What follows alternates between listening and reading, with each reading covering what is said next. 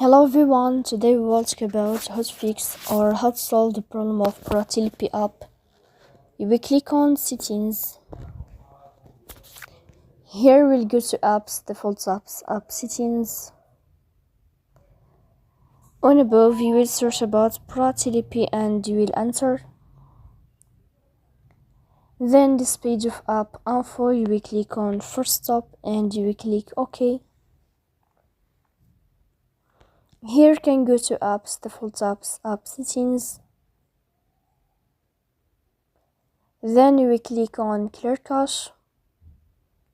But pay attention, don't click clear data because that can delete your account.